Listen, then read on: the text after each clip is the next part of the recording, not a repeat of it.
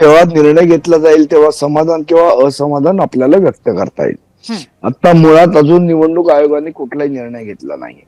या 2 दिवस ज्या बैठका झाल्या त्या बैठकांमध्ये मतदार यादीमध्ये कशा प्रकारे विविध चुका झालेल्या आहेत, विविध घोळ झालेले आहेत, हे आम्ही निवडणूक आयुक्त असतील किंवा सीईओ असतील यांच्या निदर्शनास वारंवार आणून दिलेलं आहे आणि अगदी पुराव्यासकट आणून दिलेलं आहे.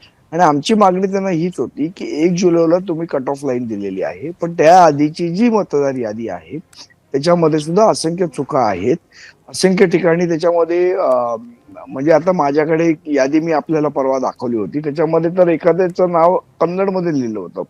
एखाद्याचा जोगेश्वरी पूर्व विधानसभेची यादी होती.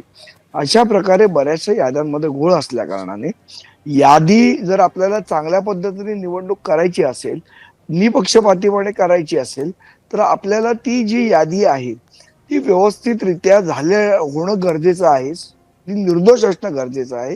ही आमची मागणी आहे आणि ती हं, आम्ही निवडणूक आयोगाकडे करतोय. हं. पण आजच्या मागणीनंतर पुढचं पाऊल काय असणार आहे? जर निवडणुका पुढे ढकलल्या गेल्या नाहीत, तर यावरती काय उपाय केला जाणार आहे? काय मागणी असेल पुढची? मला असं वाटतं ते आमचे नेते मंडळी 1-2 दिवसात जेव्हा निवडणूक आयोगाला आधी निर्णय घेऊ द्या. आम्ही पॉझिटिव्ह आहोत की निवडणूक आयोगाला ज्या पद्धतीचे पुरावे आम्ही दिलेले आहेत, निवडणूक आयोग असो किंवा सत्ताधारी पक्ष असो किंवा विरोधी पक्ष असो, लोकशाहीच्या दृष्टीने निवडणुका पारदर्शकपणे होणं हे प्रत्येकाला अपेक्षित आहे. त्याच्यामध्ये कोणीही अपवाद नाही आणि ते लोकशाहीमध्ये प्रत्येकाचं कर्तव्य आहे. त्यामुळे निश्चितपणे निवडणूक आयोग योग्य तो निर्णय घेईल अशी आम्हाला आशा आहे.